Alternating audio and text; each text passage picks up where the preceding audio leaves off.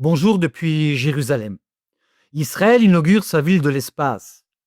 Avec un investissement de 100 millions de shekels, un partenariat avec Ninvia et un soutien gouvernemental étendu, Mitzpe Ramon, ville en plein désert du Negev, se lance dans un ambitieux projet de campus technologique et scientifique dédié à l'espace. L'objectif est de créer un écosystème spatial civil avancé dans le Negev.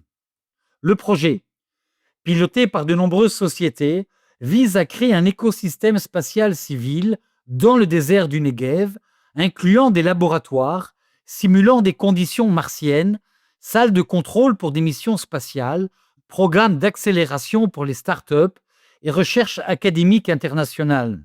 Le campus comprendra des laboratoires de robotique, des simulateurs, des salles de contrôle et des infrastructures de prévention au lancement, ainsi que des espaces de recherche académique et un centre de conférences internationales accueillant chercheurs et étudiants du monde entier.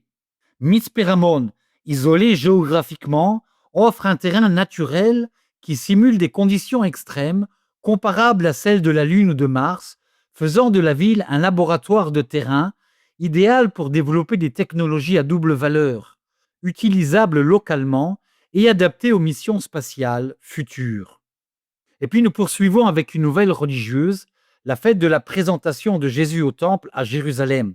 Le 2 février, à la procathédrale du patriarcat latin de Jérusalem, la fête de la présentation du Seigneur a été célébrée avec une grande solennité, jour que l'Église a également consacré de manière particulière à la vie consacrée. La célébration, présidée par sa béatitude, le cardinal Pier Battista Pizzaballa, a réuni de nombreux fidèles, religieux et religieuses, dans un climat de prière profonde et de communion ecclésiale. Dans le début de son homélie, le cardinal a invité l'Assemblée à ne pas lire la présentation de Jésus comme un simple événement du passé ou un récit dévotionnel, mais comme un événement qui interpelle le présent de l'Église et de la vie chrétienne. La scène évangélique dans le temple de Jérusalem, a-t-il rappelé, est le lieu où se rencontrent l'attente et l'accomplissement. Marie et Joseph, pauvres et apparemment insignifiants, accomplissent ce que la loi prescrit. Pourtant, précisément dans cette obéissance simple et silencieuse, Dieu renverse ses logiques humaines. Ce n'est plus l'homme qui offre quelque chose à Dieu, mais Dieu qui se donne à l'humanité, entrant dans l'histoire sans éclat.